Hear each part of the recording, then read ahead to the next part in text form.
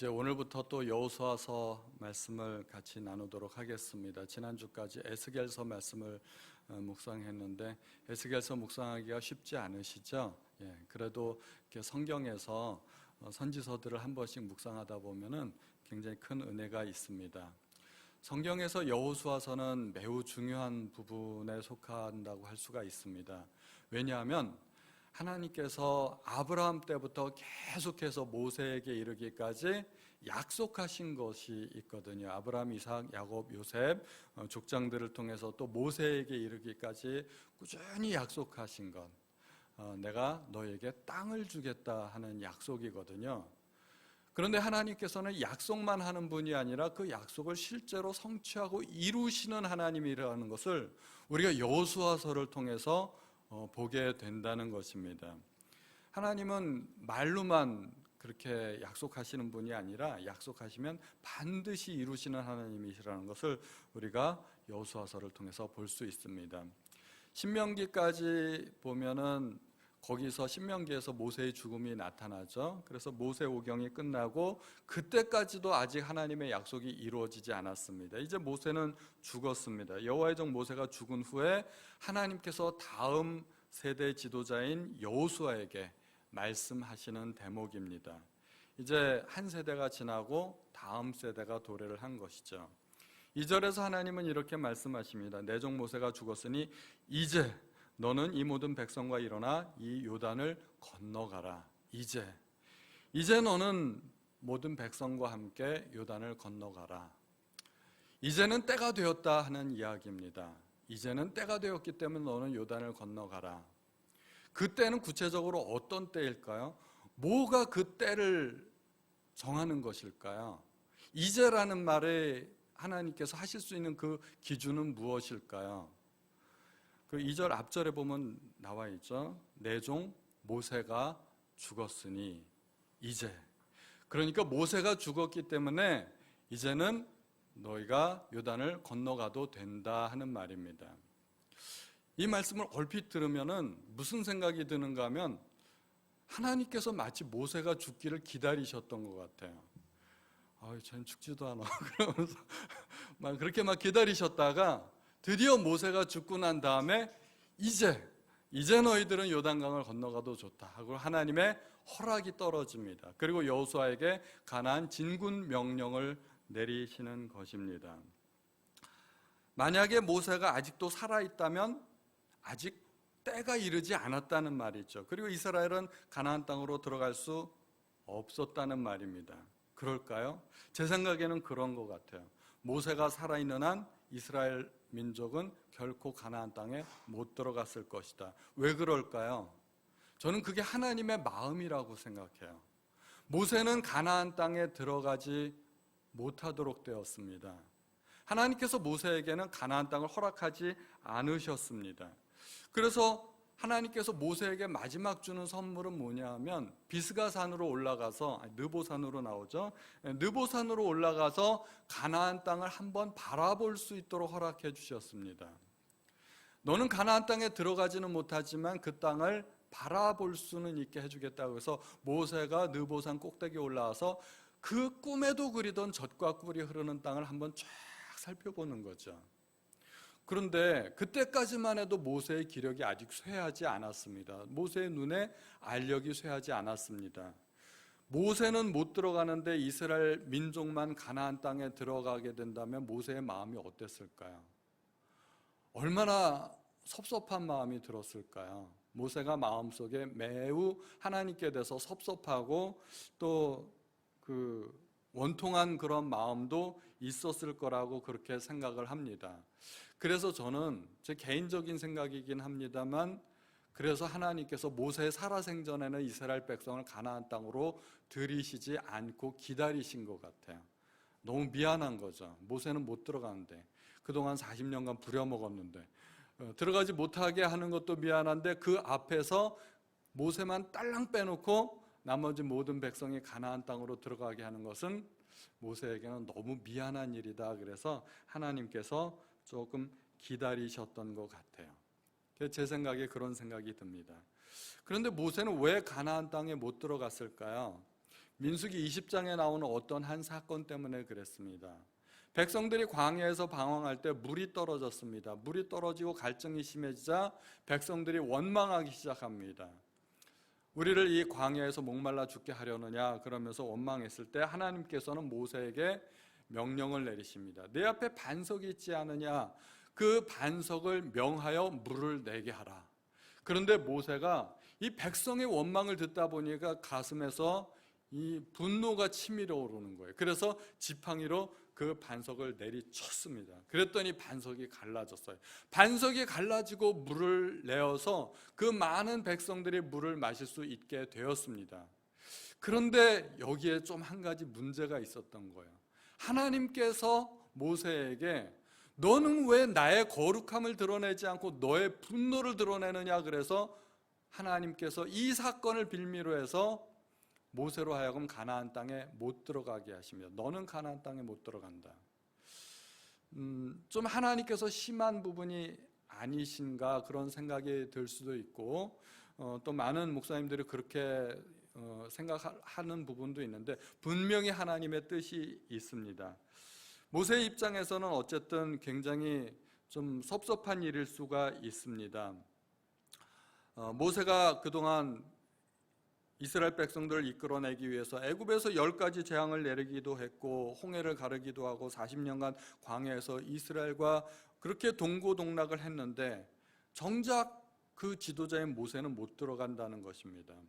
자신은 백성들의 해방을 위해서 헌신했고 그들을 위해서 하나님 앞에 간구했고 자식을 품듯이 그들을 품었는데 때로는 그들 때문에 역정도 내기도 했는데 정작 모세 자신은 가나안 땅에서 배제된 것입니다. 출애굽과 40년의 주역인데도 불구하고 모세는 가나안 땅에 들어갈 수 없었습니다. 이러한 것을 우리가 흔히 하는 말로 팽당했다고 그렇게 얘기를 하죠. 팽당한 겁니다. 그 토사구팽이라는 말이 있죠. 사냥철이 지나니까 사냥개를 잡아먹는다는 고사성어대로 정말 모세가 그렇게 생각했을 수도 있겠다는 생각이 듭니다. 모세가 섭섭해도 그거는 그 섭섭함이 결코 부당하지 않다고 그렇게 생각이 됩니다. 그러나 모세는 하나님의 명령에 순종합니다. 그리고 느보산에서 조용히 죽음을 받아들입니다. 이것이 모세의 마지막이었습니다. 저는 이 대목을 보면서 모세는 정말 훌륭한 하나님의 종이라는 생각이 들었습니다. 모세가 훌륭하다는 것은 그가 애굽에서 10가지 재앙을 내렸다거나 또는 홍해물을 갈랐기 때문이 아닙니다. 그는 가나안을 허락하지 않으신 하나님의 섭리를 그대로 받아들입니다. 불만 없이 그대로 받아들입니다. 제가 보기에 모세의 가장 훌륭한 점은 바로 그것입니다. 그 외에도 모세가 훌륭한 점이 많죠.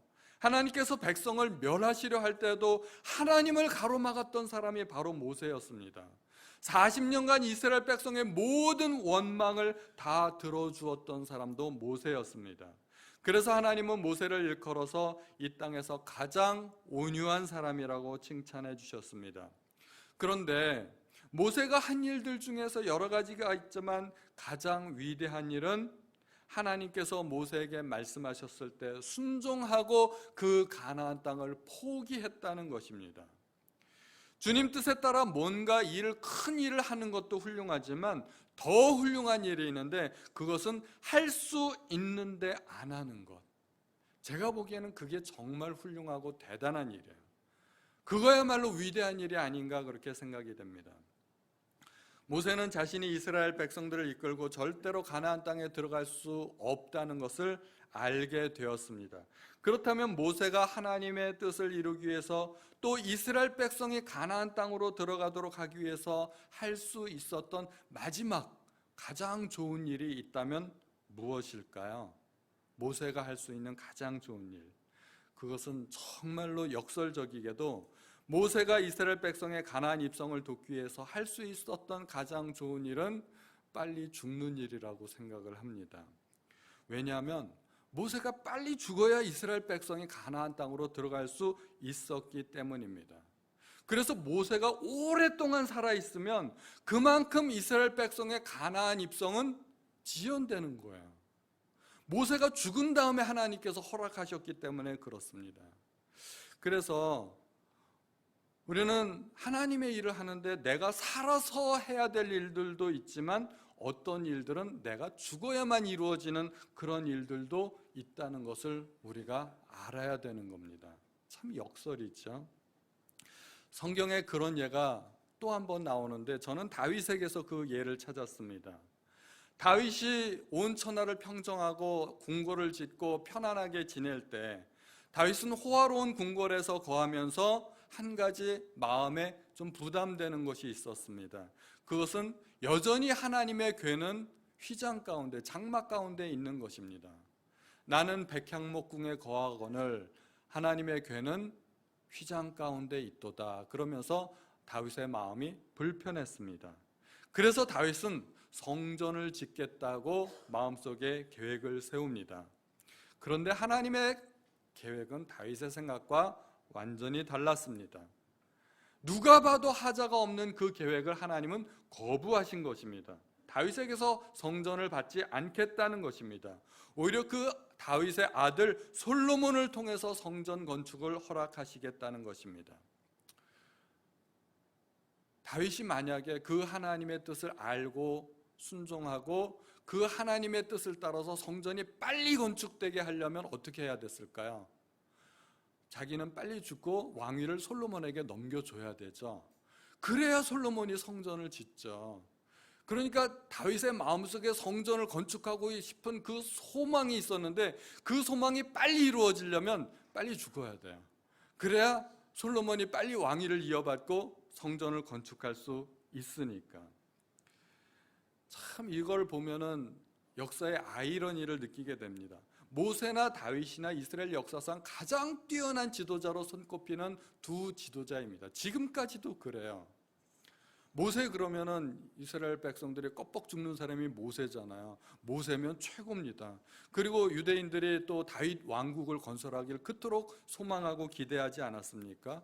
그러니까 지금까지도 이스라엘 백성들은 최고 지도자 두 사람 뽑아라 그러면은 모세하고 다윗입니다. 두 사람이 뭐 비등비등할 정도로. 두 사람은 이스라엘 민족의 최고 지도자이고 하나님을 향한 열심이 특심했던 사람들입니다. 하나님의 뜻을 이루기 위해 평생을 살았던 사람들입니다. 모세는 하나님의 친구로 인정되었던 사람이고 다윗은 하나님의 마음에 합한 사람으로 인정되었습니다. 그렇게 하나님께서 인정하시던 두 지도자였습니다. 그들은 하나님을 향한 그 진심이 한 번도 변한 적이 없었습니다. 그런데 하나님께서는 그들의 인생에 마지막으로 테스트를 한번 하셨습니다. 이 테스트를 통과할 수 있겠는가? 그것은 하나님의 거절이었습니다. 하나님의 거절. 모세는 가나안 입성을 거절당했고 다윗은 성전 건축을 거절당했습니다. 그래도 그들이 하나님의 거절을 수용할 수 있었을까요? 그런데 다행히도 그들은 모두 하나님의 마지막 시험에 합격했습니다. 그리고 그들이 하나님을 향하여서 할 수 있었던 마지막 가장 훌륭한 일은 하나님의 거절을 수용하고 그대로 임종을 맞이하는 것이었습니다. 구태여 일부러 죽을 필요까지야 없었겠지만 그래도 모세가 죽어야 이스라엘 백성은 가나안 땅에 들어가고 다윗이 죽어야 그 아들 솔로몬이 성전을 건축할 수 있었던 것입니다. 제가 어떤 책을 보니까 공자가 죽어야 나라가 산다 하는 책이 있더라고요. 제가 보니까 그 책 제목을 참 재미있게 지었는데 저는 그 책을 생각하면서 다윗이 죽어야 성전이 건축되고 모세가 죽어야 이스라엘 백성이 가나안 땅에 들어가는구나 하는 생각을 하게 됐습니다. 내가 죽어야 하나님의 뜻이 이루어지고 하나님의 일이 성취된다는 것을 잘 알았던 사람이 신약에도 있습니다. 그게 바울입니다. 바울이 고린도전서 15장 31절에서 이렇게 이야기합니다. 형제들아 내가 그리스도 예수 우리 주 안에서 가진 바 너희에게 대한 나의 자랑을 두고 단언하노니 나는 날마다 죽노라. 내가 죽어야 하나님의 일이 이루어진다는 것을 바울이 알았기 때문에 나는 날마다 죽노라 하고 고백할 수 있었던 것입니다. 우리가 잘 아는 갈라디아서 2장 20절 말씀이 있죠. 내가 그리스도와 함께 십자가에 못 박혔기 때문에 이제는 내가 사는 것이 아니고 내 안에 그리스도께서 사신 것이라고 그렇게 이야기합니다. 바울은 하나님께서 사용하신 사람들 중에 가장 뛰어난 사람입니다. 제가 보기에는 신구약을 통틀어서 바울만큼 뛰어난 사람이 없습니다. 실수가 별로 없어요. 물론 처음에는 잘못 알아서 그랬지만 그 예수 믿는 사람을 핍박하던 그 핍박조차도 사실은 하나님을 위한 열심에서 나왔던 겁니다. 바울의 가문으로 보나 학문으로나 사회적 지위로 볼 때나 율법적인 의의로 볼 때나 하나님을 향한 열심으로 볼 때나 무엇 하나 남에게 뒤지는 것이 없었던 사람입니다. 너무나 능력이 뛰어났기 때문에 하나님의 능력이 나타날 수 없었습니다. 바울이 하는 모든 일들은 자기 능력 가지고도 충분했다는 것입니다. 그래서 하나님은 바울에게 가시를 주셨습니다. 그래서 사도 바울을 약하게 만드셨습니다. 그래야 하나님의 능력이 바울을 통해서 나타날 수 있었던 것입니다. 그래서 후에 바울은 단순히 약하여진 정도가 아니라 아예 죽었다고 이야기합니다. 나는 날마다 죽노라 고백하고 내가 그리스도와 함께 십자가에 못 박혔다고 이야기합니다. 바울은 자기가 죽어야만 하나님의 뜻이 이루어지고 하나님의 능력이 나타난다는 것을 알았던 것입니다. 물론 육신이 죽는 것은 아니지만 육신 속에 포함되어 있던 모든 그의 자아와 육신의 정욕들이 함께 죽는 것입니다. 하나님은 사람을 쓰실 때 강한 사람을 쓰시지 않습니다. 하나님은 약한 사람을 들어서 쓰십니다. 강한데 하나님께서 쓰시려면 어떻게 하시나요? 사람을 꺾습니다. 꺾어서 약하게 만드십니다. 약해져야만 하나님께서 쓰실 수가 있는 겁니다. 강한 사람은 하나님께서 못 쓰세요. 우리 예수님은 어떠셨는가? 예수님을 한번 볼까요? 예수님은 평생에 단 한 번도 하나님의 뜻을 어기신 적이 없습니다. 100% 하나님의 뜻에 순종하신 훌륭한 하나님의 종이었습니다. 그런데 예수님의 순종 가운데 최고의 순종이 뭘까요? 그것은 바로 십자가의 순종입니다. 십자가의 순종이야말로 그 어떤 순종보다도 더 고결하고 가치가 있는 순종입니다. 예수님께서는 살아생전 여러 가지 능력을 행하셨습니다. 폭풍을 잔잔케 하시고 물 위를 걸으시고 소경의 눈을 뜨게 하시고 앉은 뱅이를 일으키시고 나병 환자를 고치시고 많은 귀신들을 내어 쫓으셨습니다. 그런데 예수님의 최고의 능력은 그런 것들이 아니라 십자가 위에서 나타나게 됩니다. 십자가야말로 예수님의 사역의 결정체입니다.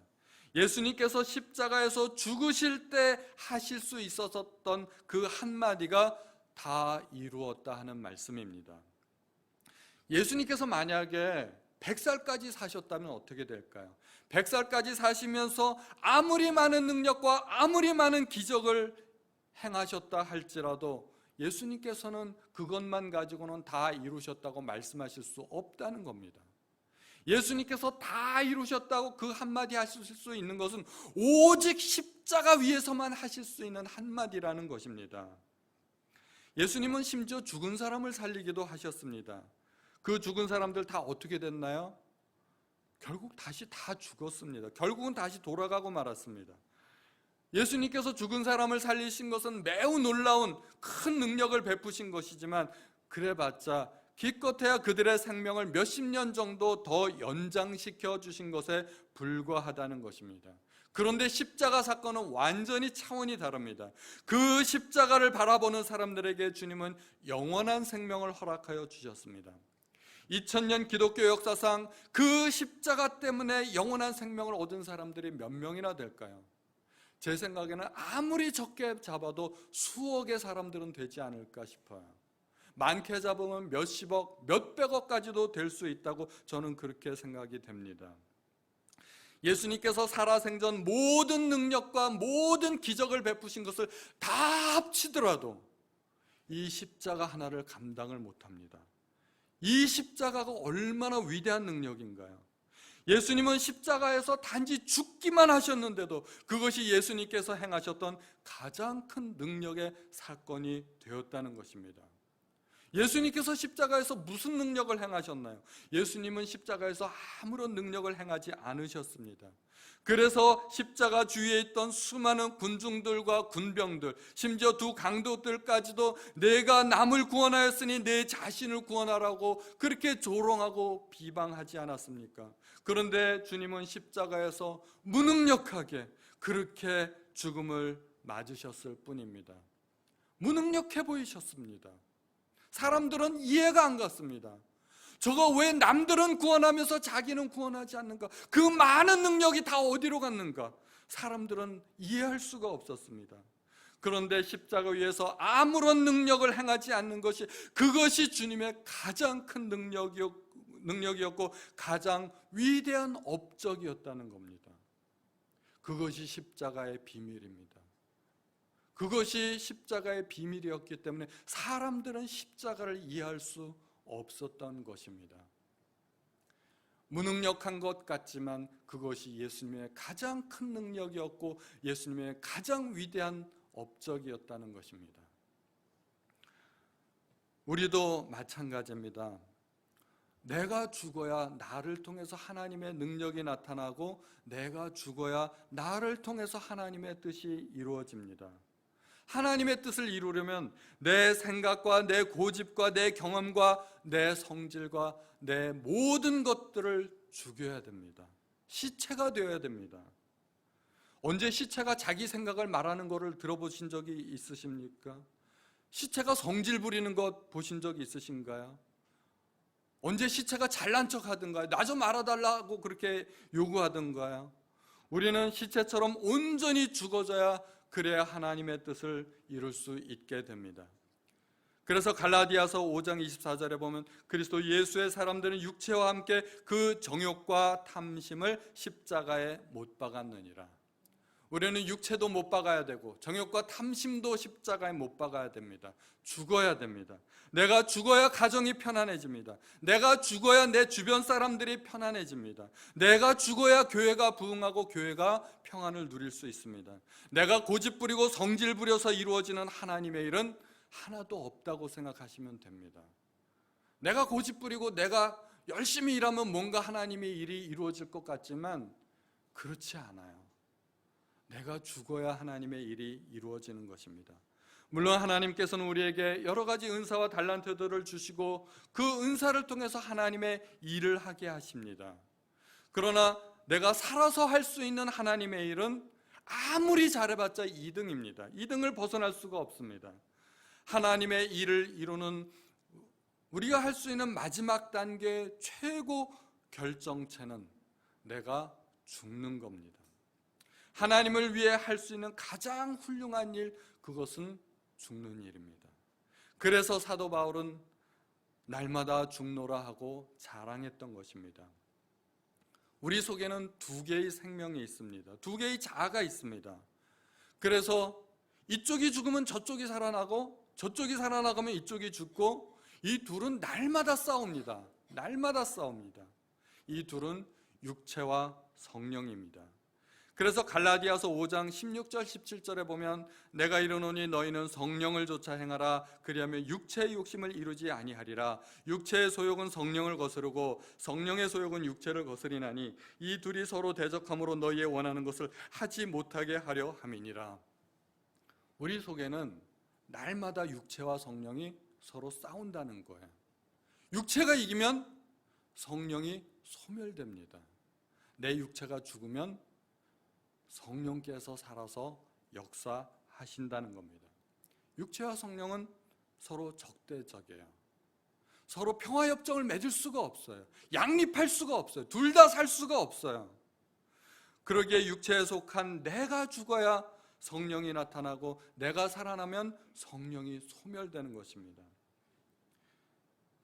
그래서 사도 바울이 내가 십자가에 못 박혔노라 할 때 그 십자가에 못 박히는 사건이야말로 성령 충만한 사건이 되는 것입니다. 죽는 경험이 성령 충만한 것과 동일하다는 것입니다. 내가 살아있으면서 성령 충만할 수는 없다는 겁니다. 그래서 사도 바울이 날마다 죽어야 했던 것입니다. 그 말은 나는 날마다 성령으로 충만하게 되노라, 그 말과 같은 말입니다. 날마다 죽어야 성령으로 날마다 충만케 되는 것입니다. 그런데 우리가 알아야 될 것이 있습니다. 우리가 성령 충만하게 되면 그 유효기간이 얼마나 될까요?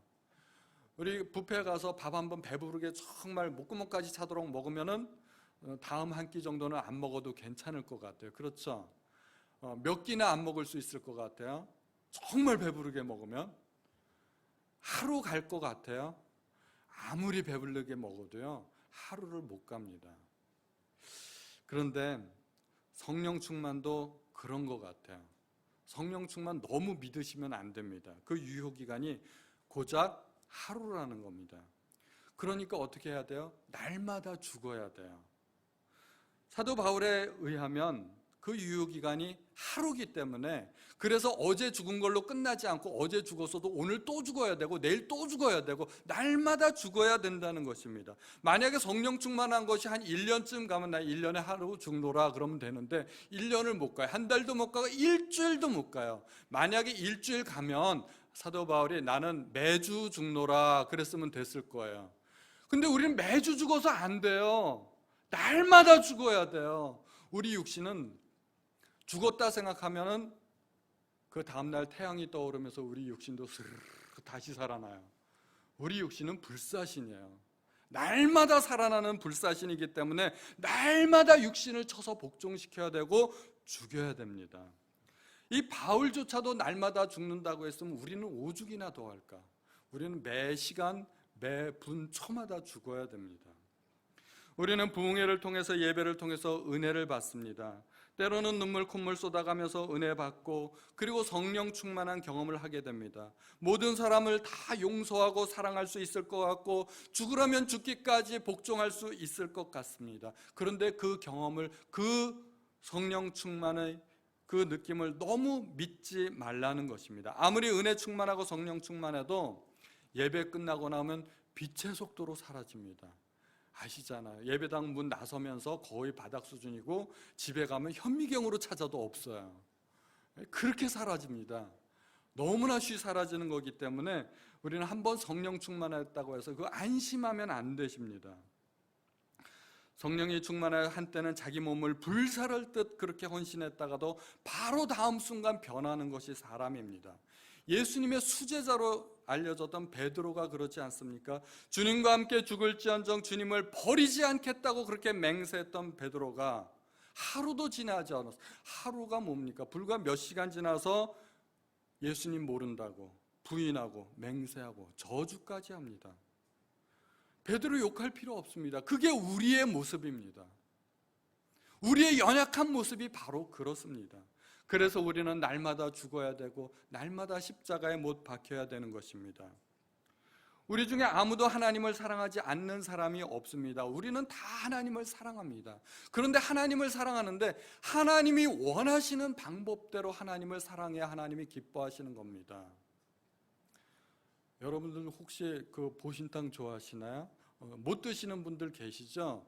보신탕 못 먹는 분에게 제가 오늘 거하게 대접할게요. 맛있는 집이 있으니까 우리 보신탕 먹으러 갑시다. 그러면 그분은 어떻게 할까요? 가서 밥하고 김치만 먹다 오실 겁니다. 어떤 목사님이 그러셨대요.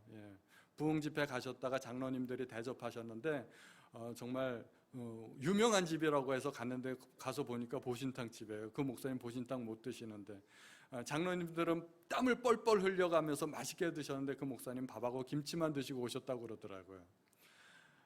누군가를 접대하고 누군가를 사랑하려면 그분이 원하시는 것이 무엇인지를 알아야 돼요. 그렇게 대접해놓고 대접 잘했다고 말하면 안 되죠. 하나님이 원하시는 것이 무엇인지를 알아야 하나님을 올바로 사랑할 수 있다는 겁니다. 하나님이 정말 우리에게 원하시는 것이 무엇일까요?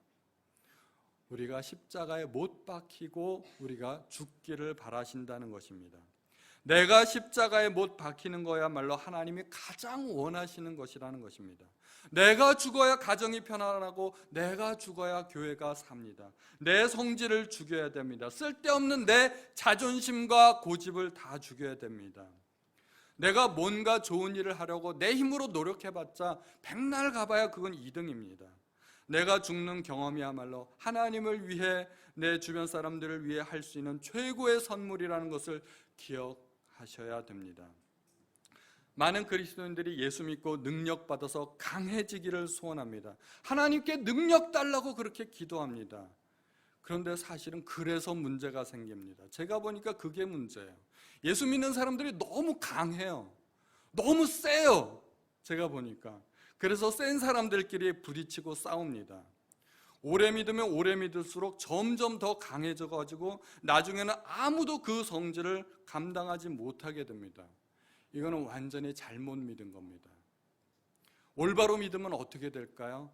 올바로 예수 믿으면 약해져야 됩니다. 하나님은 강한 사람도 약하게 만드십니다. 바울이 너무 강하니까 하나님께서 약하게 만드시기 위해서 몸에 가시도 주셨습니다. 하나님께서 쓰시는 사람은 강한 사람이 아니라 약한 사람입니다. 그래서 강한 사람은 꺾으십니다. 꺾어서 약하게 만들어서 그 다음에 하나님께서 쓰시는 것입니다. 사람이 약해져야 부드러워지고 온순해지고 다른 사람도 배려하게 되고 남의 말도 귀 기울여 듣게 되고 또 하나님께 순종하게 됩니다. 우리는 얼마나 약해져야 될까요? 죽은 사람만큼 약해져야 됩니다. 시체처럼 돼야 됩니다. 시체는 남들이 욕해도 가만히 있습니다. 시체 앞에다 놓고 한번 욕해보세요. 뭐라고 하는가? 억울한 일 당해도 가만히 있습니다. 발로 차도 가만히 있습니다. 무슨 일을 당해도 가만히 있습니다. 그렇게까지 돼야 되는데 이게 사실은 저도 잘 안 됩니다. 저도 욱하는 성질이 있어서 가끔은 속에서 막 이런 게 올라올 때가 있어요. 아직 덜 죽어서 그렇습니다. 목사가 죽어야 교회가 산다는데 목사가 안 죽으니 성도들이 죽겠어요? 제가 보니까 우리 성도님들이 팔팔 살아계신 이유가 목사가 덜 죽어서 그러신 것 같아요. 할 수 없죠. 뭐 어떻게 하겠어요? 나도 안 죽었는데 남들 죽길 바라겠어요? 그러니까 우리는 어떻게 해야 될까요? 이제 우리가 모두 예수 믿고 죽는 경험들을 하셔야 됩니다. 이제는 내가 사는 것이 아니요 내 안에 예수 그리스도께서 사시는 것이라는 그 고백이 우리 성도님들의 고백이 되실 수 있기를 바랍니다. 우리 찬송가 324장 함께 찬양하시겠습니다. 예수 나를 오라 하네 나를 오라 하네 예수 나를 오라 하네 예수 나를 오라 하네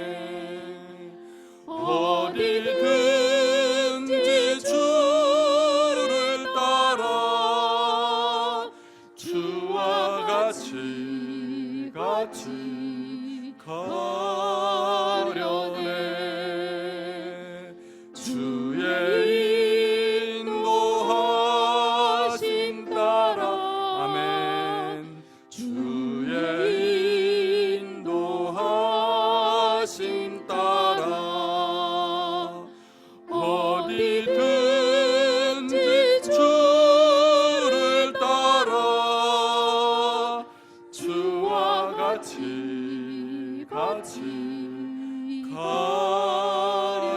가려네 겟세마네 동산까지 주와 함께 가려 아멘 피땀 흘린 동산까지 주와 함께 가려네 주의 인도하심 따라 주의 인도하심 따라 어디든지 주를 따라 어디든지 주를 따라 주와 같이 가려네 같이 가려네 심판하실 자리까지 심판하실 자리까지 주와 함께 가려하네 주와 함께 자리까지 심판하실 자리까지 주와 함께 가려네. 주의 인도하심 따라 주의 인도하심 따라 어디든지 주를 따라 주와 같이 가려네. 주가 크신 은혜 내려 나를 항상 돌보시고 크신 영광 보여주며 나와 함께 가시네. 주의 인도하심 따라 주의 인도하심 따라 어디든지 주를 따라 주와 같이 가려. 2절 한 번 더 하겠습니다. 겟세마네 동산까지 주와 함께 가려 하네. 주와 함께 가려. 피땀 흘린 동산까지 피땀 흘린 동산까지 주와 함께 가려네. 주와 함께 가려네.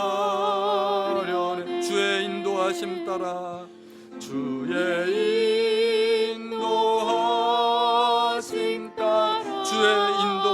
따라 주의 인도하심 따라 어디든지 주를 따라 어디든지 주를 따라 주와 같이